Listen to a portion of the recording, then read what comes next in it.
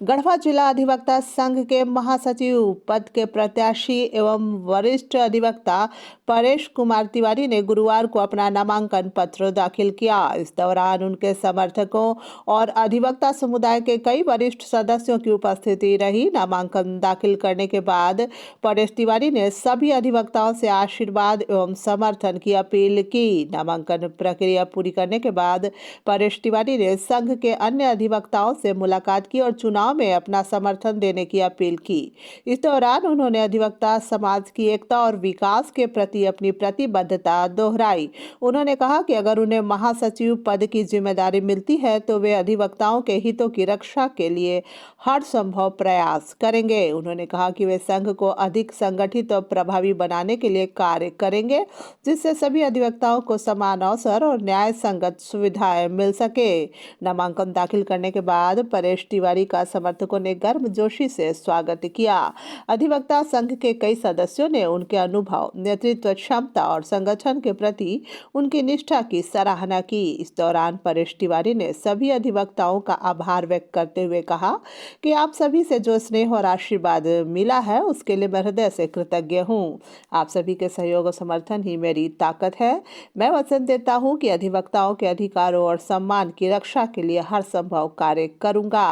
गढ़वा जिला अधिवक्ता संघ का चुनाव अधिवक्ताओं के बीच चर्चा का विषय बना हुआ है। महासचिव पद के लिए मुकाबला दिलचस्प होने की संभावना है और उम्मीदवारों की घोषणाओं व रणनीतियों पर सभी की निगाहें टिकी हुई हैं। ऐसे कौन सा, जैसे आप बोले थे बहुत सारी समस्या है, तो कौन से 2-3 समस्या है जिससे अधिवक्ताओं को नुकसान हो रहा है, परेशान है, उन्हें जरा गिना दें।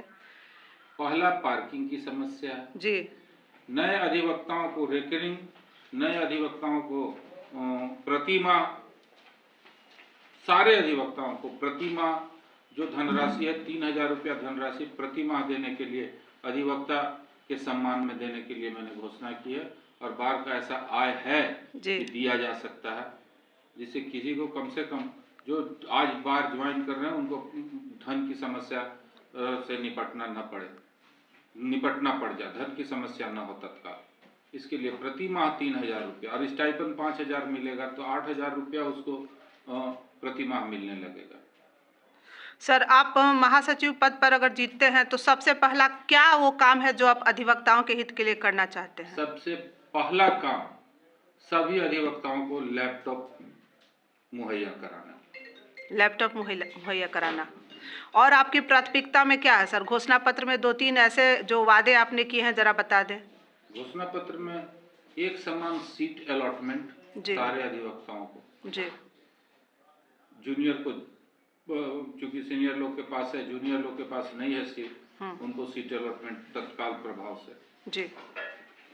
सभी को 3,000 रुपया मासिक सारे अधिवक्ताओं को दे, 3,000 रुपया प्रति माह धनराशि दे।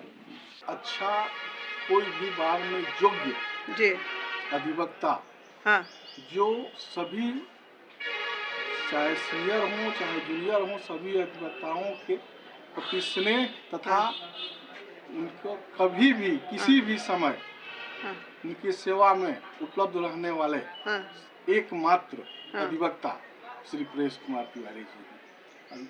ये महाधिवक्ता चुने जाएंगे तो हमारा बार का विकास बहुत ही अच्छा और बहुत उच्च कोटि का होगा, जो कि झारखंड में नंबर 1 में आ जाएगा।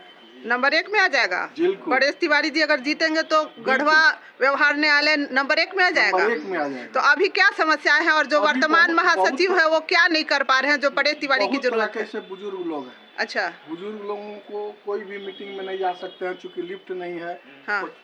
यहाँ जो ऑफिस बनाया गया है, जो या जो सेमिनार ऑफिस होता है, यहाँ सभागार जो बनाया जाता है वो नीचे रहता है। अच्छा। यहाँ जानबूझ करके 5 तल्ला पर बनाया गया है, जहाँ पर सभी लोग नहीं जा पाते हैं। दूसरी बड़ी बात है कि कुछ में अपने जो नया बिल्डिंग में कुछ वाईफाई किए हुए हैं, और इस बिल्डिंग जो पुरानी बिल्डिंग है और जो है वहाँ किसी तरह की कोई सुविधा नहीं है। लाइन कट जाती है, गर्मी में लोग परेशान रहते हैं। तो ये सुविधाएं सिर्फ नए कार्यालय बिल्डिंग में दिया गया है। और पुराने बिल्डिंग में जो अधिवक्ता बैठ रहे हैं उनको क्या समस्या हो रही है? बहुत तरह की समस्याएं हैं। न तो उनको उधर जो नया बिल्डिंग है उसमें सौर ऊर्जा लगा हुआ है, लाइन कटता है तुरंत आ जाती है। यहाँ न तो उस तरह की व्यवस्था है, यहाँ सौर ऊर्जा लगना चाहिए। दूसरी बड़ी बात है कि वाईफाई लगना चाहिए। तीसरी बड़ी बात है कि जो बुजुर्ग हैं या चाहे जो जूनियर या कोई भी हो, जो तीसरा तला चौथा तला पर जो बेचारे बैठे हुए हैं, हाँ, उन लोग को चढ़ने उतरने में बहुत दिक्कत होती है। बहुत लोगों को पैर में दर्द है, बहुत लोगों के कुछ न कुछ समस्याएं रहती है, जिससे चढ़ने में दिक्कत है। वो सुविधाएं सबसे पहले इन्होंने कहा है कि मैं जो है लिफ्ट की व्यवस्था करूंगा। तीसरी बड़ी बात है कि जो भी सीट का जो किया गया है कि बैठने के लिए जो जूनियर लोग आए हैं, उनको सारी वो सुविधाएं नहीं दी गई हैं। पैसा लिया गया बाद में, लेकिन उस तरह का कोई सुविधा नहीं दी गई। अच्छा, पैसा लिया गया, कहाँ से पैसा लिया? हमारा जो इनरोलमेंट होता है, हाँ। जो फी होता है, फी तो दे दिया गया, हाँ। लेकिन फी के अनुसार उस तरह का सारी सुविधाएं उन लोग को नहीं मिली है। अच्छा। न तो अच्छा कुर्सी मिला, न बेंच मिला, न या टेबल मिला। ये बहुत तरह की समस्याएं हैं। दूसरी बड़ी बात है कि मान लीजिए यहाँ नियम बना दिए हैं रिकरिंग के लिए कि इतना दिन हो, 2 साल हो गया तब या ऐसे हो गया तब हम करेंगे। आज जो नए लड़के आए हुए हैं, जो दशहरा हो और ये होली में जो पैसा दिया जाता है, तो सीनियर से बेसी सबसे बेसी जूनियर की आवश्यकता होती है। आज जो लड़का ज्वाइन किया है उसको 1 रुपए अगर मिलता है तो बहुत खुश होगा, लेकिन यहाँ नियम बनाया गया है कि इतना दिन प्रैक्टिस करोगे तो तुमको कुछ मिलेगा। ये नहीं होनी चाहिए। उसी दिन से रिकरिंग खुलनी चाहिए। तो ये परेश तिवारी बदलाव लाएंगे? इन्होंने सारा चीज का जो है सो कहा है कि मैं जब आऊंगा तो उसी दिन से जो है सो रिकरिंग खुल जाएगी नए अधिवक्ताओं को। साथ ही साथ जो दशहरा होली में जो मिलता है, वो भी जो है सो ये नहीं है कि आज नया आया इसलिए उसको नहीं मिलेगा, उसको भी जो है सो मिलेगा। सारा सुविधाएं दी जाएगी। क्या आपका शुभ नाम हुआ? ओम प्रकाश उपाध्याय। मैं अधिवक्ता हूं और खानदानी अधिवक्ता हूं। गढ़वे जिले की प्रथम महिला अधिवक्ता श्रीमती रमा सिन्हा जी हमारे घर में रही हैं, जो कि प्रथम महिला सरकारी वकील भी रही हैं, प्रथम महिला नोटरी भी रही हैं। तो इसलिए एक अनुभव इस संघ से एक माता और पुत्र का आत्मिक लगाव है और रिश्ता है।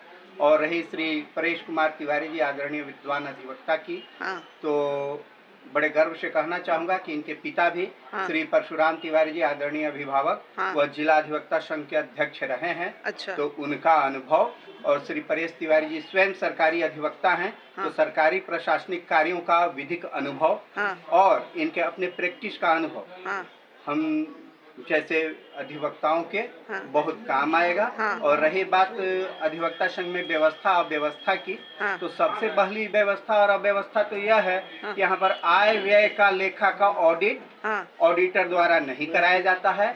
और कराकर अब तक विगत 4 सालों की ही बात की जाए तो विगत 4 सालों में अब तक उसे करा करके विद्वान झारखंड राज्य विधिक परिषद रांची को प्रतिवेदन समर्पित लिखित रूप में नहीं किया गया है और न ही इसकी जानकारी आम सभा को दी गई है। अच्छा। और जो अधिवक्ता यहाँ पर आर्थिक अव्यवस्था की बात करते हैं तो उन्हें आम सभा के रजिस्टर पर हस्ताक्षर भी नहीं करने दिया जाता है। मतदाता सूची से नाम भी काट दिया जाता है, जबकि यह गणतंत्रीय व्यवस्था में असंवैधानिक, अव्यवहारिक और अवैधानिक है। तो अब रही बात अन्य व्यवस्थाओं की, तो चाहे विद्वान महिला अधिवक्तागण हो या विद्वान पुरुष अधिवक्तागण हो, जाकर के आप देख सकती हैं बाथरूम की क्या स्थिति है। बाथरूम की दुर्गंध और दुर्दशा है। कोई उसमें जाना नहीं चाहता। ये स्थिति है। और अभी कॉमन रूम बनाया गया है महिलाओं विद्वान अधिवक्ताओं के लिए, वहाँ पर भी अभी पेयजल की व्यवस्था नहीं है।